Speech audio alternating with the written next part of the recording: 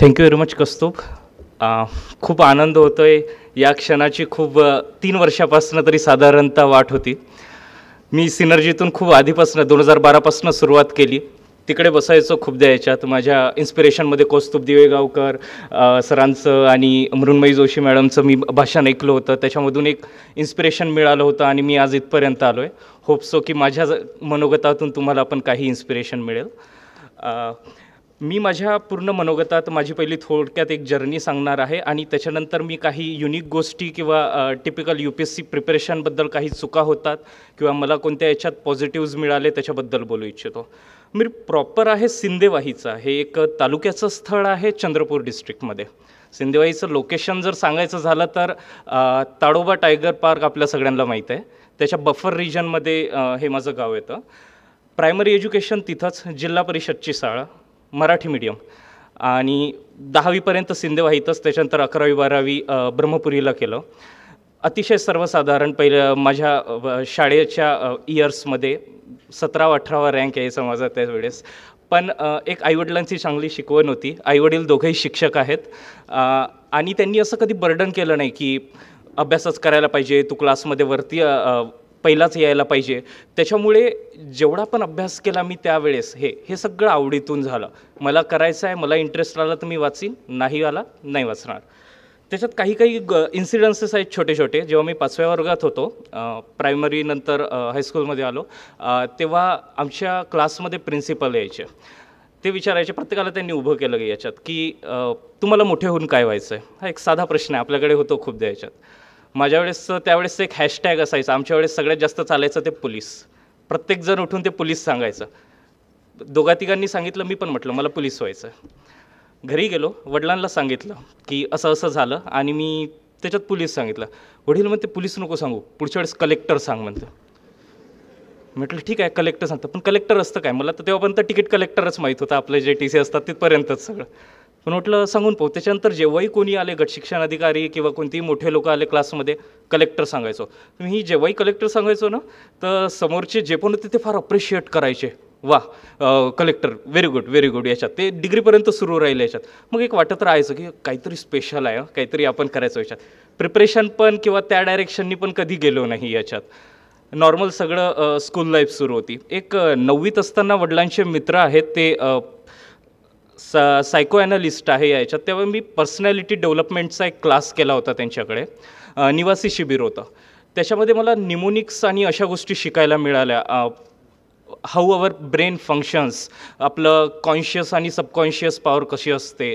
त्याच्यातून एक जी मदत मिळाली ती म्हणजे स्वतःला ओळखण्याची की that what are my strength and my weaknesses. ही खूपच महत्त्वाची गोष्ट आहे. मी त्यालाच पिनपॉईंट करील याच्यात की UPSCमध्ये जे पण यशस्वी होतात, 1000 मुलं आहेत किंवा बाकीचे सगळं, या लोकांना ते स्वतःबद्दल खूप जास्त जाणत असतात की मला काय आवडते, मला काय करायचं आहे, मी UPSC का करतो आहे, मी का करू नये, मी ह्या सर्व्हिसमध्ये काय येतो. ज्याला या गोष्टी माहीत आहेत, जो स्वतःला जास्त चांगलं ओळखतो तोच समोर जाऊ शकतो असं मला वाटतं आहे. कारण की UPSCत यायचं आहे तुम्हाला, तुम्ही ऑफिसर्स बनणार आहात, तुम्ही देशाची सेवा करणार आहात. जेव्हा एवढा मोठा व्याप आहे, त्या व्यक्तीला जर स्वतःबद्दल माहीत नसेल, you should be emotional intelligent. आपलं बिहेवियर स्वतःला जज करता आलं पाहिजे की मी असं का वागतो आहे, मग माझे स्ट्रेंथ किती आहे, मी दिवसातून किती तास अभ्यास करू शकीन. या गोष्टी जर तुम्ही सेल्फ ॲनालाइज केलं, सेल्फ इंट्रोस्पेक्शन करायचं स्वतःत बसून, दिवसभरातला एक काळ काढायचा स्वतःसाठी, त्यात बघायचं की आपण दिवसभरात काय केलं, समोर काय करणार आहोत, पूर्ण एक दिवसाचा प्लॅन, मी किती सब्जेक्ट करणार आहेत. या सगळ्या गोष्टी जर प्लॅन्ड असतील आणि जर हे असं या रीतीने जात असेल समोर, तर आपल्याला यश नक्कीच मिळेल कोणत्याही तुमच्या एरियामध्ये. 11वी-12वी नेवजाबाई हितकारनीमधनं केलं. ते एक ब्रह्मपुरीला आहे. तिथं मी वोकेशनल घेतलं होतं माझं कम्प्युटर सायन्स. कारण की इंटरेस्ट पूर्ण घरी लहानपणापासून कम्प्युटर होता. म्हटलं कम्प्युटर घेऊ आता आपण, त्याच्यात ते करू. बायोलॉजी नाही आवडलं, आवडीनेच ते केलं. त्याच्यानंतर डिग्री करायसाठी म्हटलं इंजिनिअरिंग, CET दिली एक्झाम. वडिलांना म्हटलं मला तर कलेक्टर बनायचं आहे, CETत कशाला जाऊ, इंजिनिअरिंग काय. अरे म्हणे त्याच्यासाठी डिग्री लागते याच्यात. चला ठीक आहे डिग्री करू आपण याच्यात. पण मी आजपर्यंत माझ्या सगळ्या exams first class with distinction pass झालो आहे. कारण की त्यातली आवड. डिग्रीमध्ये इलेक्ट्रॉनिक्स अँड टेलिकम्युनिकेशन होतं. जी पण एक्झाम आहे, जी पण गोष्ट समोर आहे, त्याला पॉझिटिव्ह ॲटिट्यूडनी समोर जायचं, दिलेला अभ्यास वेळेत पूर्ण करायचा. मी याच्यात माझं हे मंत्र सांगताना म्हणतो की don't be serious, be sincere. आपण कोणत्याही गोष्टीला फार एकदम गांभीर्याने घेऊन काही गरज नाही याच्यात, पण सिन्सिअर राहायचं आपलं, की जेवढं काम आहे ते वेळेत वेळेत पूर्ण करत जायचं. जेव्हा 12वी नंतर माझं सगळ्यात पहिल्यांदा मी जेव्हा फेस केलं असं की कॉम्पिटिशन असतात, स्पर्धा परीक्षा असतात, ते म्हणजे 12वी नंतर क्रॅश कोर्स लावला होता. आता पूर्ण ग्रामीण भागातून पहिल्यांदा नागपूरला आलो होतो. तिथं 2 महिन्यासाठी असतो आम्ही. तिथं पहिल्यांदा बघितलं की मुलं इतक्या बॅकग्राऊंडमध्ये येतात, ते 11वी-12वीचा त्यांच्या स्कूलचा अभ्यास सोडून, कॉलेजेसचा अभ्यास सोडून CETs प्रिपेअर करत असतात. तर त्या ह्याच्यात मी एक कॉम्पिटिशनमधून घाबरून गेलो होतो की नक्की काय करायचं आहे. आपले लहानपणाचे स्वप्न, 50,000ची नोकरी, मग असं काहीतरी पाहिजे, ते पाहिजे. पण ते सगळं होतात की नाही या एक भीतीमध्येच होतो मी खूप सारं. कसं तरी स्वतःला थोडं सावरलं आणि CETत बऱ्यापैकी मार्क्स आले. Doctor Babasaheb Ambedkar technological university Lonere, Raigad, हे रायगड डिस्ट्रिक्टमध्ये एक छोटंसं विलेज आहे. म्हणजे ते तालुक्या स्थळापेक्षाही लहान होतं ते गाव. त्या याच्यात माझी डिग्रीमध्ये निवड झाली. पण त्याच्यानंतर तो एक जो कॉन्शियसनेस वाढला की त्याच्यामुळे मग मला जी पण गोष्ट समोर यायची मी त्याला एकदम चांगल्याने फेस करायचो. माझ्या इंजिनिअरिंगच्या वेळेस मी फार ॲक्टिव्ह होतो याच्यात. म्हणजे क्लासचा मॉनिटरपासून फायनल इयरपर्यंत ओव्हरऑल पूर्ण कॉलेजचा इव्हेंट कोऑर्डिनेटर होतो. ॲकॅडमिक्समध्ये आवड होती. माझा रिसर्च पेपर पब्लिश झाला होता IEEEमध्ये इलेक्ट्रॉनिक्स याच्यात. त्याच्यासाठी मी कन्याकुमारीला गेलो होतो. या सगळ्या गोष्टी या कुठे ना कुठे पॉझिटिव्ह तुम्हाला एक एक गोष्ट मदत करत असते समोर. When you look back you have to connect the dots. So ते जिथपर्यंत डिग्री संपत होती माझी तोपर्यंत मी UPSCला कधी हात लावलेला नाही, या परीक्षेबद्दल माहिती नव्हती. पण यांनी एक पाया बनवलेला होता माझ्या स्वतःचा की एक psychological development, you have to attain maturity, त्या गोष्टी सगळ्या स्किल्स असतात अभ्यासाच्या, त्या सगळ्या गोष्टी ॲक्वायर झाल्या होत्या. जेव्हा डिग्रीनंतर बाहेर पडायचं होतं त्याच्यानंतर UPSC आणि त्यातल्या त्यात याचा सिलेबस आहे त्याच्याबद्दल माहिती, त्या गोष्टी मग प्लॅनिंगनी कसं आपण एक्झिक्यूट करू शकू, आणि हे समोरचे चॅलेंजेस होते डिग्रीनंतरचे. UPSC डिग्रीत तर प्रिपेअर केलं नाही, पण त्याच्यात एक तिथं पण आधीपासून सवय होती. कॉलेजमध्ये मी इनिशिएटिव्ह घ्यायचो, काही मित्रांना गोळं केलं, म्हटलं आपण UPSCसाठी करू काहीतरी, पण ते मटेरियलाइज कधी झालं नाही याच्यातून. तर तिथपर्यंत 3 वर्ष तर काहीच नव्हतं, आणि फायनल इयरमध्ये मग काही एकदमच 2-3 लेक्चर्स सुरू झाले त्याच्यावर रिगार्डिंग UPSC. एक IRS ऑफिसर्स आले होते आमच्या ह्याच्यात, आणि दुसरं जे लेक्चर होतं महत्त्वाचं ते म्हणजे अतुल सरांचं होतं माझ्या कॉलेजमध्ये फायनल इयरला. त्यामुळे अतुल सरांना पूर्ण ऐकलं त्याच्या ह्याच्यात UPSC नंतर. मग हे करायचंच होतं. माझं प्लेसमेंट पण झालं होतं फायनल इयरला. कॉग्निझंट नावाची कंपनी होती, त्याच्यामुळे मी पुण्यात येऊन राहणार होतो.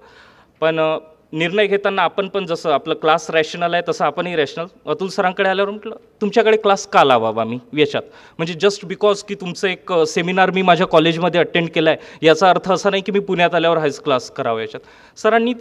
सरांचं फेसबुकवर पोस्ट पण सुरू आहेत की क्लास का लावावा, कसा लावू नये, त्याचे पॅरामीटर्स का असावेत, त्या सगळ्या याच्यातून जात. सरांनी मला तेव्हाही सांगितलं होतं यू विजिट डिफरंट क्लासेस, त्यांना एक एक्सेल शीट बनव, सगळ्या याच्यावर पॅरामीटर्सवर बघ की तिथली टीचिंग फॅकल्टी कशी आहे, ते काय नोट्स प्रोव्हाइड करतायत, टेस्ट सिरीजमध्ये कंडक्ट करतायत का, 1-to-1 पर्सनल गायडन्स आहे का तुमचं, या सगळ्या गोष्टीवर हे कर. मी पण क्लास लवकर लावला नाही. मी होतो इथं 10-15 दिवस होतो मित्राकडे राहायला. पूर्ण पुणे फिरलो ह्याच्यात. इथं जेवढे पण क्लास आहे सगळ्या क्लासेसला व्हिजिट केला, but at last boil down to Synergy. त्यामुळे UPSCचं जे बाळकडू होतं मला ते सिनर्जीमधूनच मिळालं. आपण UPSC MPSCचं प्रिपेअर करतो याच्यात क्लासेस कधीही कोणी 2दा करत नसतात, क्लासेस हे एकदाच करायचे असतात. आणि त्यावेळेस स्टार्टिंग माझी सिनर्जीतनं झाली, आणि I am very grateful to Synergy, specially Atul sir, की त्यांचा जो ॲटिट्यूड आहे, अप्रोच आहे, आणि analysis about the UPSC exam was really helpful for me. स्टार्टिंगला जसं माझ्या मित्रांनी श्रद्धा मॅडमनी सांगितलं, पांडा सरांनी सांगितलं, तसंच एक भांबवून गेलो होतो. काहीच माहिती नाही, तोपर्यंत स्टार्ट फ्रॉम द स्क्रॅच करायचं होतं. पांडा सर तर म्हणाले की NCERT आल्यावर याच्यातून काय वाचायचं असं, आणि मी जेव्हा NCERT पाहिलं तर मला वाटायचं सगळंच वाचायचं, कारण की काहीच माहीत नव्हतं. स्टेट बोर्डमधून आलेलं आपण, आणि सगळंच नवीन वाटायचं, काय करायचं काय नाही. खूप साऱ्या गोष्टी टर्म्स तर तेव्हा पण माहीत नव्हत्या याच्यात. काहीतरी लेक्चरमध्ये असताना LPG नावाचा शब्द यायचा. मी म्हटलं हे 91मध्ये कोणतं सिलेंडर आलं होतं, त्याच्यामुळे काय झालं होतं नक्की, लिटरली काहीच माहिती नव्हतं त्याच्याबद्दल.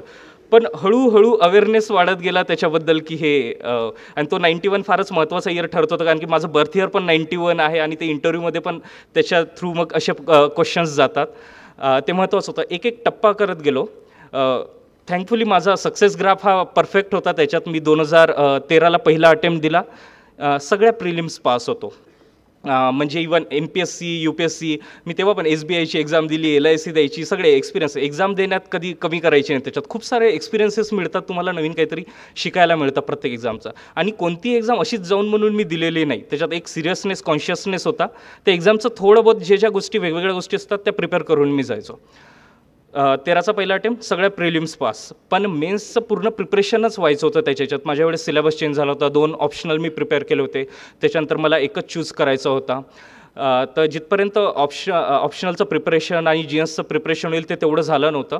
आणि मेन्समध्ये मग अनफॉर्च्युनेटली नाही झालं, सगळ्या मेन्समध्ये फेल झालो. समोरच्या याच्यात तेच इम्प्रूव्हमेंट, आता आपल्या चुका कोणत्या आहेत, कशात राहिलं, काय राहिलं, सिलेबस कवर केला, पूर्ण हे झालं. म्हणजे तो माझा मागचा अटेम्प्ट 2014चा, त्या ह्याच्यात मग सगळ्या मेन्स पास झालो, पण इंटरव्ह्यूपर्यंत गेलो, पण इंटरव्ह्यूमध्ये राहिलं थोड्या याच्यात. MPSC माझं 5 मार्कांनी हुकलं मागच्या वेळेस, आणि UPSC 14 मार्कांनी. इंटरव्ह्यू दिले होते दोन्ही याचे. बाय द टाईम मी खूप साऱ्या एक्झाम्स देत असायचो. SSCमध्ये मला ऑडिटर सिलेक्शन झालं होतं, CAPFची एक्झाम दिली आहे, त्याच्यात फिजिकलमध्ये गेलो होतो, SSB दिली आहे एक्झाम याच्यात. तर ते एक एक्सपिरियन्सेस कुठे ना कुठे तुम्हाला समोर मदत करतच असतात. शेवटी करायचं UPSCच होतं, पण हे जस्ट जाऊन देऊन यायचं. आणि त्यामुळे शेवटच्या स्टेजमध्ये त्यांनी जेव्हा विचारायचं तेव्हा सांगून द्यायचो फ्रँकली की नाही मला सिव्हिल सर्व्हिस करायचं आहे. ते मग म्हणायचे राहू दे मग आता इथं कशाला येतो आहे म्हणून. त्या सगळ्या एक फेजमध्ये आलो. जेव्हा या अटेम्प्टपर्यंत आलो ते थोडी फाईन ट्युनिंगची गरज होती आणि त्या गोष्टीवर इम्प्रूव्ह करत गेलो. MPSCतून चीफ ऑफिसर नावाची पोस्ट मिळाली होती मला याच वर्षी MPSCमधनं, आणि आता UPSCतनं 723 रँक आहे. मे बी IRS मिळेल मला त्याच्यात. काही गोष्टी अजून पर्टिक्युलर सांगायचं म्हणजे माझ्या याच्यात आईवडिलांना एक सोशल बॅकग्राऊंड आहे. मला आईवडील अखिल भारतीय अंधश्रद्धा निर्मूलन समितीत काम करतात, ही श्याम मानवांची संघटना आहे. त्यामुळे एक लहानपणापासून अवेअरनेस आणि सेन्सिटिव्हनेस होता या गोष्टींप्रती. मी लहानपणापासून बघतोय माझ्या घरी खेड्यापाड्यातले लोक येतात, ते त्यांचे प्रॉब्लेम्स मांडतात. छोट्या छोट्या गोष्टी असतात फार. सायंटिफिक टेम्परामेंट म्हणजे काहीतरी भूत लावलं मग गावातून वाडीत टाकणं इथपासून. मी वडिलांचे कार्यक्रम केले होते, त्यांचे हजारो कार्यक्रम झाले आहेत, प्रत्येक गावागावात जातात आणि ते अवेअरनेस पसरवतात. तर प्रेरणा तीच होती मेन याच्यात की आणि त्याच्यात तो दुसरा अँगल पण बघितला होता की एक ॲडमिनिस्ट्रेटिव्ह अपॅथी असते, ब्युरोक्रॅटिक, की त्यांना पण खूप साऱ्या पोलीस आणि या लोकांना पण या गोष्टी माहीत नसायच्या, सायंटिफिक टेम्परामेंट आणि या गोष्टीबद्दल. तर मला असं वाटायचं की आपण ॲडमिनिस्ट्रेटिव्ह या करिअरमध्ये जाऊ, सिव्हिल सर्व्हिसमध्ये जाऊ.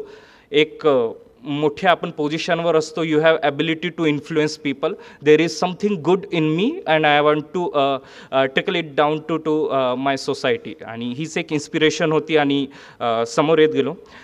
जेव्हा अभ्यासाचं म्हणतो मी, याच्यात अभ्यासाच्या 2 गोष्टी आपण त्याला डिवाईड करू शकतो. अभ्यासमध्ये एक असतो थेरॉटिकल पार्ट, कंटेंट, म्हणजे आपलं हिस्ट्री, जिओग्राफी, इकॉनॉमी, पॉलिटी, आपण हे सगळे जे वाचतो ते.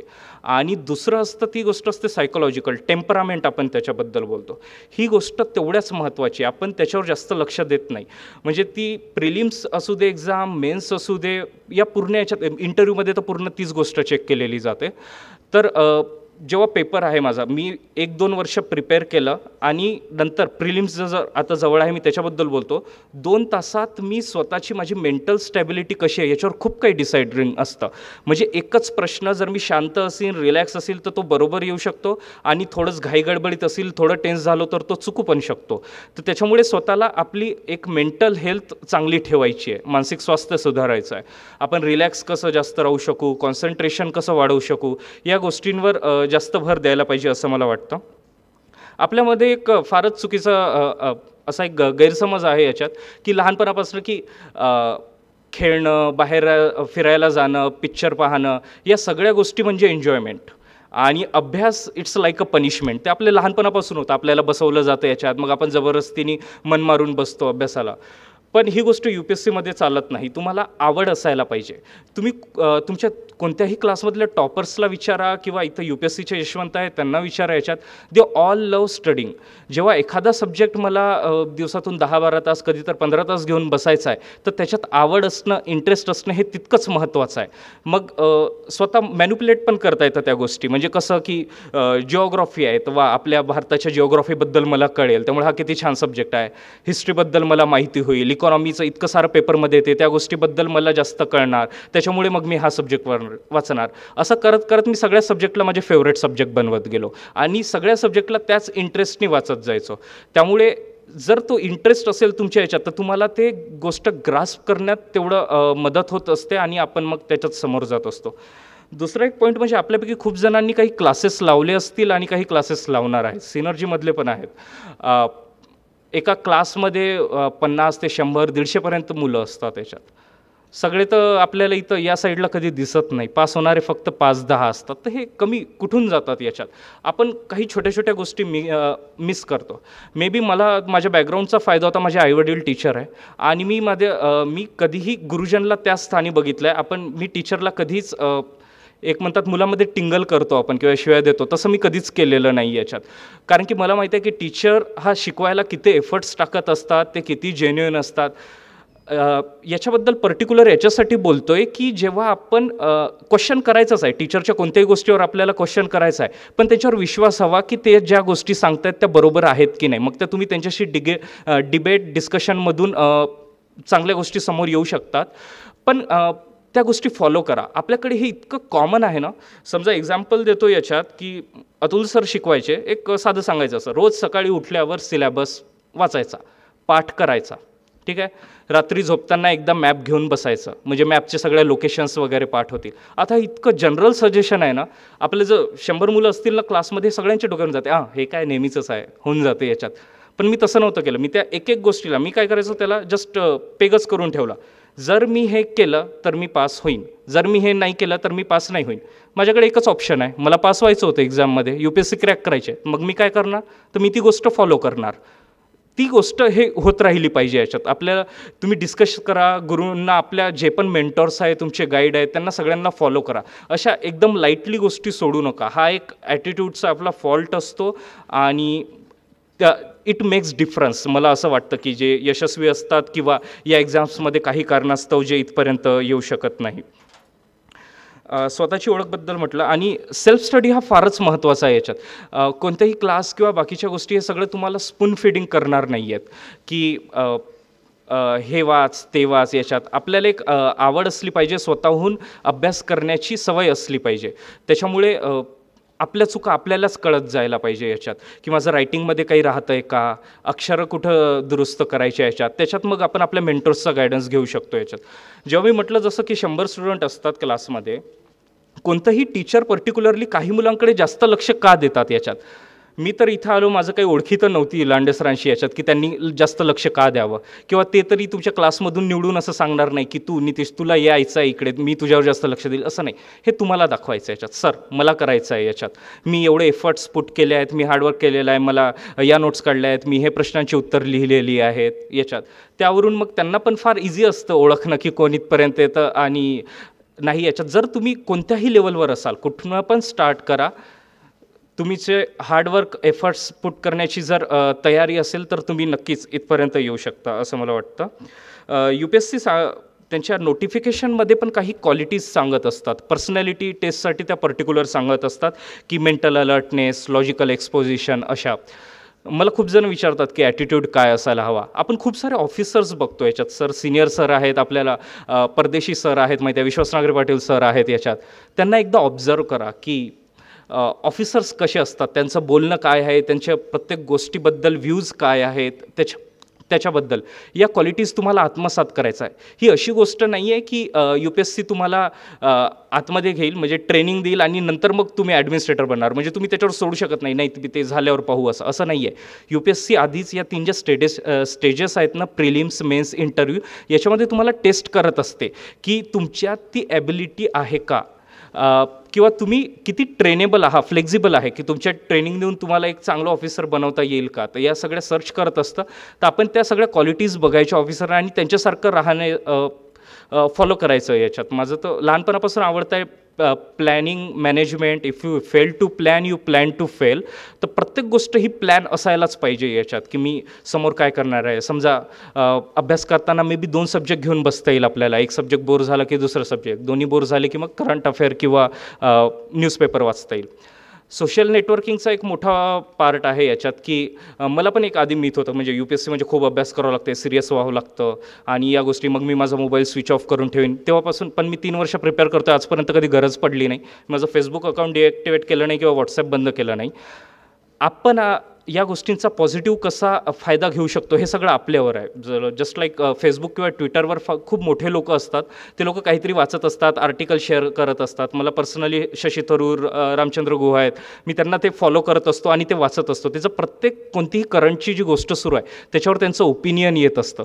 त्या गोष्टी आपण असं पॉझिटिव्हली यूज करू शकतो. व्हॉट्सॲपमध्ये आमचे ग्रुप आहेत, श्रद्धा पण होती आत्ता याच्यात. आमचं इंटरव्ह्यूचं ग्रुप आहे, त्याच्यात आमची इंटरव्ह्यू झाली की पटकन इंटरव्ह्यूची ट्रान्स्क्रिप्ट टाकतो की काय काय विचारलं, समोर काय येणार. आमचे खूप सारे ऑफिसर्स होते त्या ग्रुपमध्ये, सिनियर ऑफिसर, ते आम्हाला मेंटोरिंग करत असतात की असं ओपिनियन द्या, तसं ओपिनियन द्या याच्यात. तसा एक पॉझिटिव्ह यूज पण करता येऊ शकतो या सर्व गोष्टींचं, त्याच्याकडे आपण लक्ष द्यावं. एक UPSCत याच्यात क्वालिटीजमध्येच बोलताना गेलं की एक बॅलन्स ओपिनियनची गरज असते. कोणत्याही गोष्टीकडे वस्तुनिष्ठ नजरेने कसं पाहता येईल, रॅशनल गोष्टींनी कसं पाहता येईल, त्याची फार मोठी गरज असते. तर मला वाटतं की त्याच्याकडे आपण जरा जास्त लक्ष द्यावं. आणि मला मेन मोठं तर तेच वाटतं याच्यात की आपल्या प्रामाणिक प्रयत्नांना जर कष्टाची जोड दिली तर यश नक्कीच तुमच्या हाती येईल. Thank you very much.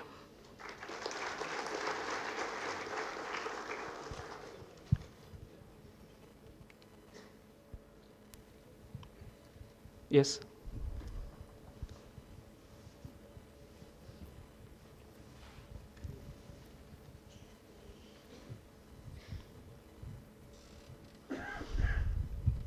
Hello sir. तुम्ही इलेक्ट्रॉनिक्स अँड टेलिकम्युनिकेशनमधून ग्रॅज्युएशन कंप्लीट केलं आहे आणि तुमचा रिसर्च पेपर वगैरे पण पब्लिश झालेला आहे, तर मग तुम्ही इलेक्ट्रिकल ऑप्शनल घेतला आहे का? नाही, मला ते क्लॅरिफाय करायला पाहिजे होतं. माझं ऑप्शनल पॉलिटिकल सायन्स आहे. आपण आपले मे बी मला असं वाटतं की UPSCचं रॅशनल तेच असावं की आपण जी डिग्री परस्यू करतो त्याच्यात ऑप्शनल घेतलेलं हे कधी बरं असतं. त्याच्यामुळे ऑप्शनलची एवढी वाईड व्हेरायटी UPSC अवेलेबल करून देत असते. मग ते इलेक्ट्रिकल आहे, फिजिक्स, मॅथ्स, केमिस्ट्री सगळेच ऑप्शनल अवेलेबल असतात. पण आपल्याला सगळ्यांना माहिती आहे की आपण इंजिनिअरिंग किती अभ्यास करतो आणि काय, त्याच्यामुळे तो ऑप्शनल घेणं हे थोडं कठीण होतं. मला माहीत होतं याच्यात की इतका अभ्यास झालेला नाही आहे माझा, त्याच्यामुळे मी जास्त हे करू शकणार नाही. त्यामुळे मी पॉलिटिकल सायन्स घेतला. ऑप्शनल निवडताना आपण आधीच बोललो त्याच्याबद्दल, पण एक जनरल स्टडीजपासून सुरुवात करावी असं मला वाटतं. सगळे सब्जेक्ट वाचायचे, पॉल सायन्स, हिस्ट्री, पॉलिटी आहे, इकॉनॉमी. त्याच्यानंतर ज्याच्यात सगळ्यात जास्त आपला इंटरेस्ट डेव्हलप झाला तो आपण ऑप्शनल म्हणून घेऊ शकतो. स्कोरिंग किंवा कोणत्या सिनियरनी काही ऑप्शनल घेतला हा त्याचा क्रायटेरिया नसावा असं मला वाटतं.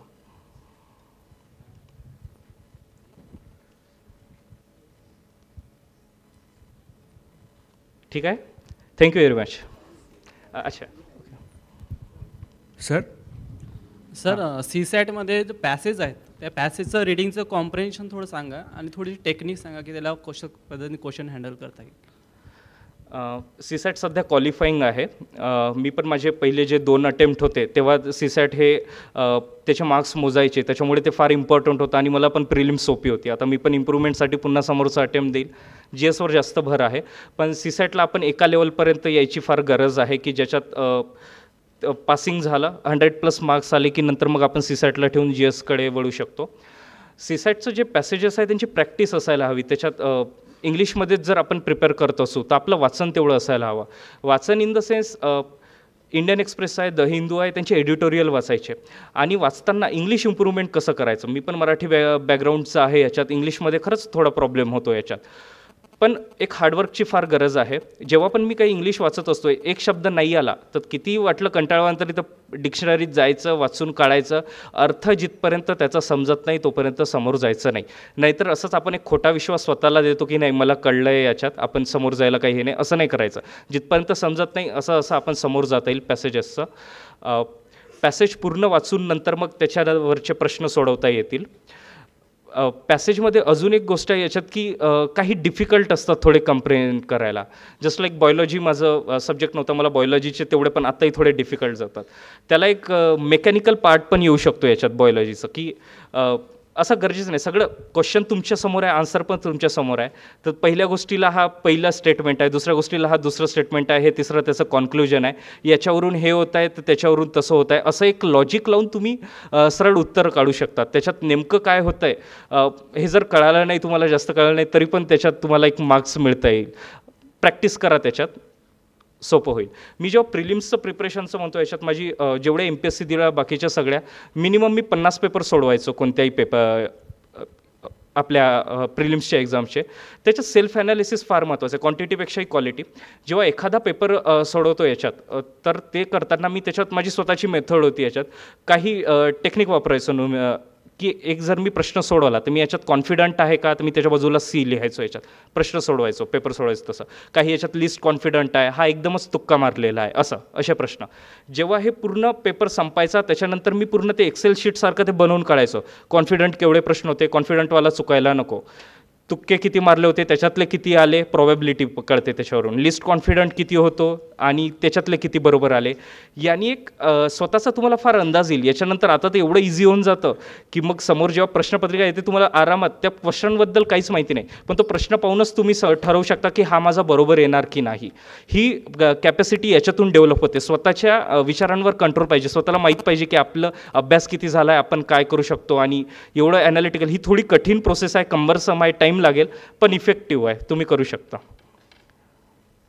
हॅलो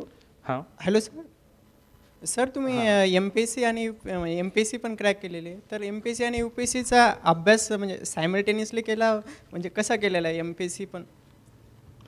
चालेल. मी MPSCचा कधी क्लासेस लावले नाही, स्पेसिफिक असा अभ्यास स्टार्टिंगला तरी केला नव्हता.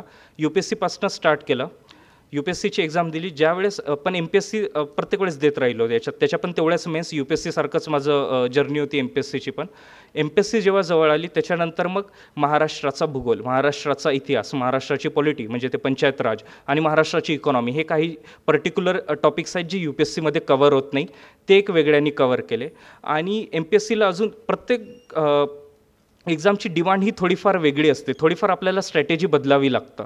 तर MPSC तो एक चेंज केला. याच्यात ती मेन्स एक्झाम त्यांची ऑब्जेक्टिव्ह आहे, तर मग त्या ऑब्जेक्टिव्हमध्ये परफेक्शन कसं आणायचं. तुम्हाला UPSC GSला पण फायदा झाला. मी आत्ता जी टेक्निक म्हटलं की तशीच याच्यात, की ते माझे प्रश्न कसे जास्तीत जास्त बरोबर येतील, त्या याच्यात जर प्रॅक्टिस केला आपण MPSCचं नंतर, तर मला वाटते त्याच्यात पण यश मिळू शकेल. हॅलो सर, टेक्निकल बॅकग्राऊंडमधून आपण सिव्हिल सर्व्हिसेसमध्ये येतो, त्यावेळी आपण BE झाल्यानंतर जी कंडिशन आहे स्टार्टिंग एक 1 इयर, आणि त्यानंतरनं म्हणजे बाकीचे फॅक्ट्स बरोबरचे जॉबला लागले किंवा जे इन्व्हायरमेंट असते, BE झाली तू जॉब कर, किंवा जे बरोबरचे जे सरकम्पन्स असतात टेक्निकल, आणि ह्यात आपण येणारे 1-2 वर्ष आपल्याला लागणार असतात साधारण. ही जी कंडिशन आहे, जे म्हणजे माहीत आहे आपल्याला होणार आहे, पण जे आपलं मन म्हणते विचार की अरे विचार जास्त चालू राहतात अभ्यासापेक्षा, ही थोडी जी कंडिशन थोडी शेअर करावी. आणि जे इंग्लिशमधून तुम्ही अटेम्प्ट दिला, मराठी बॅकग्राऊंड असेल, टेक्निकल बॅकग्राऊंडमधून जरी आलं तरी जे इंग्लिशचे तुम्ही म्हटलात शब्द काढले पाहिजेत थोडे, ही थोडी लेंदी प्रोसेस वाटत नाही का, की ॲज कम्पेअर मराठीतून देऊ शकतो?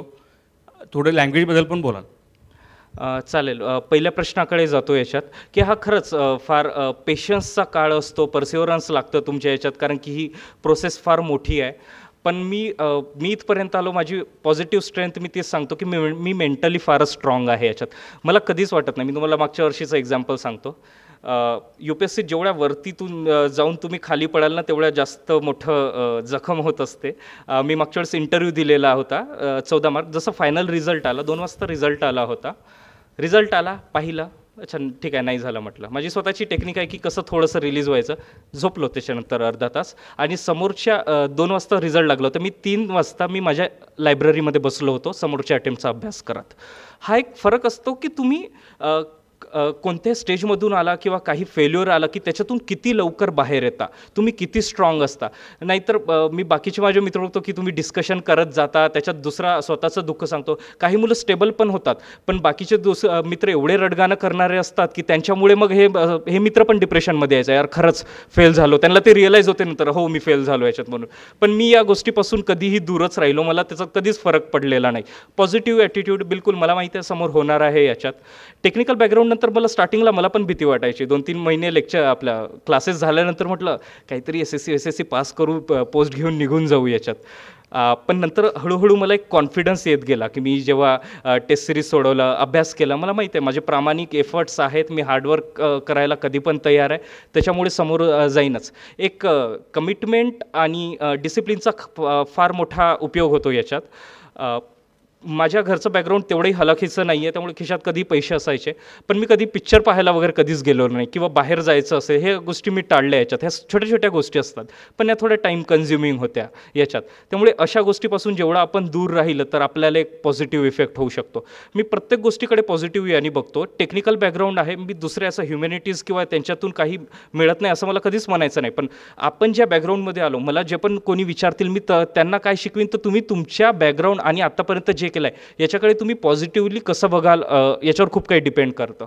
एक असा व्ह्यू होता जेव्हा मी प्रिपरेशन करत होतो की इंजिनिअरिंग का केलं, कारण की त्याचं खरंच असं सरळ बघायला गेलं कंटेंटच्या रूपात तर काहीच प्रश्न पण विचारले जात नाही किंवा काहीच इम्पॉर्टन्स नाही UPSC याच्यात. मला खरंच निगेटिव्हिटी त्या एक थोड्या काळापुरती होती की म्हटलं का केलं याच्यात. पण जेव्हा दुसऱ्या अँगलने मी बघतो की याच्यात अरे तीच तर माझी स्ट्रेंथ आहे. इंजिनिअरिंगमध्ये फार कठीण फॉरेन ऑथर्सचे पुस्तक वाचावं लागतात, तुमची ग्रास्पिंग पॉवर वाढते. मी तर इव्हेंटमध्ये पार्टिसिपेट करायचं होतं, तुमच्या प्रेझेंटेशन स्किल्स वाढतात, तुमचे कम्युनिकेशन स्किल्स वाढतात, बोलायचं याच्यात, हे सगळं पॉझिटिव्ह. मग मी या अँगलनी जर तुम्ही बघितलं, गिल्ट फिलिंग स्वतः ठेवली नाही तर तुम्ही नक्कीच समोर जाऊ शकता. जी माझी मागचं इंटरव्ह्यू आणि त्याच्यानंतर या इंटरव्ह्यूमध्ये हा फरक जो जाणवला होता तो हा मेन होता असं मला वाटतं. तुम्ही दुसरा जो प्रश्न विचारला की मराठी बॅकग्राऊंड आणि त्याच्यानंतर इंग्लिशमध्ये आलो. इंग्लिशमध्ये याचं एक पर्टिक्युलरली आवड असायला पाहिजे कोणत्याही सब्जेक्टबद्दल.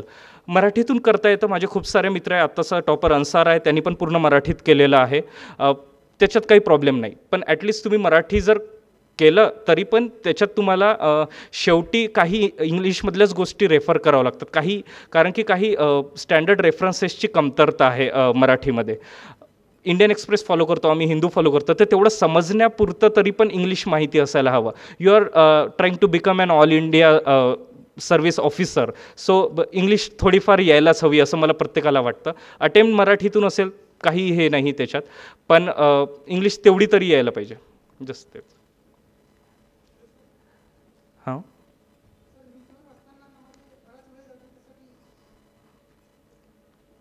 हां चल. ही एक प्लीज सिट डाऊन.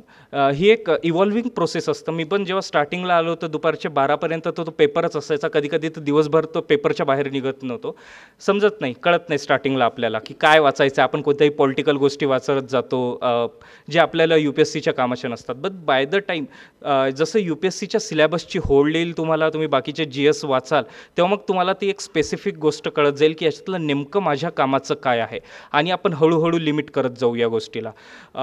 तुम्ही प्रिपरेशन स्टार्ट करताना नक्कीच पेपर हा जास्त वाचावा. आता तर मी फार कमी केला आहे याच्यात. कमी इन द सेन्स एडिटोरियल आणि काही महत्त्वाचे हेच वाचतो आणि बाकी अवांतर रीडिंग असतं माझं. पण स्टार्टिंगला पेपर हा जास्त वाचावा असं मला वाटतं, कारण की त्याच्यातले तुम्हाला खूप सारे पर्स्पेक्टिव्ज कळतात.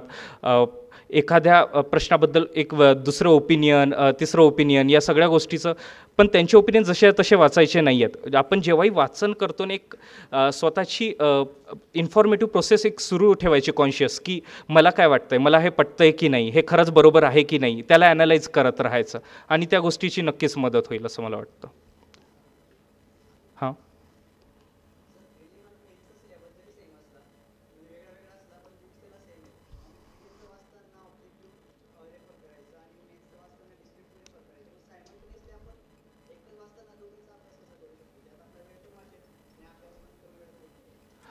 चांगला प्रश्न आहे. आपण आपले रेफरन्सेस बुक्स हे सेम आहेत दोन्ही गोष्टीसाठी.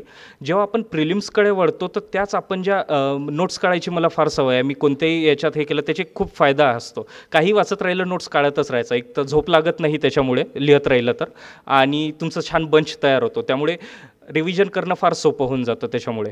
तर जेव्हा मेन्स वाचतोय किंवा हे वाचतोय तर त्याच्या वेळेसच ऑब्जेक्टिव्ह गोष्टी काढून ठेवायच्या त्याच्यात.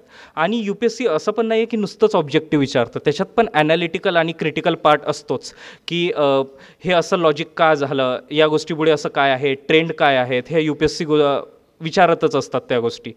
त्याच्यामुळे जेव्हा आपण MPSC जवळ येईल तर आपल्याला स्विच करायचं आहे. जेवढं मेन्ससाठी अभ्यास केला आहे तोच पुन्हा एकदा पाहायचा आहे त्याला, पण आता त्याला प्रिलिम्सच्या अँगलने बघायचं आहे याच्यात. तसं करत गेले तर त्याचा फरक पडत जाईल. बाय द टाईम आपल्यात इम्प्रूव्हमेंट होत राहिली पाहिजे. हा एक दुसरा मुद्दा मी सांगतो आहे.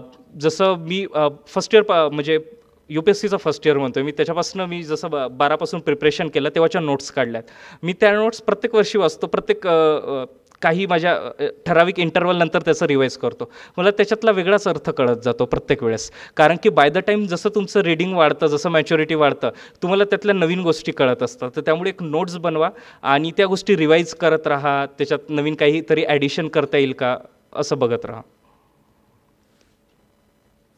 Hello sir. हां. माझा प्रश्न असा आहे सर की UPSCचं जे सिलेबस वगैरे सगळं काही आहे त्याविषयी आता बरीचशी माहिती झाली, पण दुसरा डाऊट असा आहे सर की दर महिन्याला सेंट्रल गव्हर्नमेंट एक्झामचे नोटिफिकेशन येतात, जसं की बँकिंग एक्झाम आहे किंवा म्हणजे चालूच राहतात ते वर्षभर. तर आणि तुम्ही बऱ्याचशा एक्झाम पण दिल्या आहेत त्या, तर तुम्ही कसं बॅलन्स केलं त्याच्यामध्ये? आणि तुम्ही सिलेक्ट पण झाला होता बऱ्याचशा एक्झाममध्ये, तुम्ही जॉईनही नाही केल्या त्या, पण तुम्ही एक बॅलन्स कसं केलं त्यामध्ये आणि पुन्हा तुमचा फोकस UPSC CSEवरतीच तुम्ही कसा ठेवला शेवटपर्यंत? चांगला प्रश्न आहे. याच्यात एक व्ह्यू येतोच जेव्हा मग मागची UPSCच्याही वेळेस आहे. UPSC झाली 24 ऑगस्टला होती, त्याच्यानंतर लगेच 12 सप्टेंबरला MPSC होती. ते एक प्रत्येकाच्या मनात डाऊट असतो की याच्यात मी जो MPSCचा जर मेन्सचा अभ्यास केला काही दिवस, तर तो UPSCच्या स्टडीला सॅक्रिफाईस करणारा आहे, त्याचा स्टडी माझा कमी होणार आहे. हा एक विचार प्रत्येक वेळेस असतोच. किंवा कोणत्याही एक्झामला मी जर टाईम देतो आहे तर माझं जे मेन फोकस होतं जे UPSC आहे त्याच्यातला काही वेळ हा कमी जाऊ शकतो, असं एक आहे. पण जर तुम्ही दुसरा अँगल त्याच्यातच बघत गेला तर तुम्हाला खूप साऱ्या गोष्टी नवीन कळणार आहेत आणि तुम्हाला त्याचा यूज करून घ्यायचा आहे. आपण खूप साऱ्या गोष्टी वाचतो आणि अटेम्प्ट करत असतो, या एक्झाम्स देत असतो, पण त्याचं किती इफिशियंटली आपण आपल्या मेन एममध्ये वापर करून घेतो हे महत्त्वाचं आहे असं मला वाटतं. की मी जे CAPFमध्ये आहे, CDSचे आहे, सगळे एक्सपिरियन्सेस हे मी सगळ्या गोष्टी याच्यात वापर करून घेतल्या होत्या. UPSCमध्ये ते एकत्र आल्या आणि त्याचा मला फायदा झाला. जेव्हा पर्सनल एक्सपिरियन्स सांगायचं म्हणजे जेव्हा इंटरव्ह्यू सुरू होता माझा MPSCचाही झाला, UPSCचाही झाला, मला तो प्रत्येक वेळेस तो स्लमडॉग मिलेनियरसारखं वाटायचा. आपण तो पिक्चर बघितला आहे, त्यातल्या प्रत्येक प्रश्नामागे त्याची जो उत्तर द्यायचं त्याच्यामागे एक स्टोरी असायची. तर माझ्याही जेव्हा झालं होतं त्या प्रत्येक स्टोरी असायची की मी CDS SSBला असं बोललो आणि आता ते विचारतायत. त्यामुळे माझ्या खरंच ते इंटरव्ह्यू चालू असतानाही माझ्या मनात ते विचार येत राहायचे आणि मग मी त्याला तेवढंच कॉन्फिडंटली उत्तर देत असायचो. हे UPSCतही झालं आणि MPSCमध्येही त्या याच्यात झालं. या एक्झाम्स देत राहायच्या, तेवढ्या याच्यात प्रत्येक एक्झामची काहीतरी खासियत असते, त्यांची डिमांड फार वेगळी असते. त्या गोष्टी जर कव्हर करत गेलं आपण तर त्या सोपं असतं. Thank you very much. Shinde sir पण आहेत, नंतर ते उत्तर देतील आपल्या खूप साऱ्या प्रश्नांना. थँक्यू.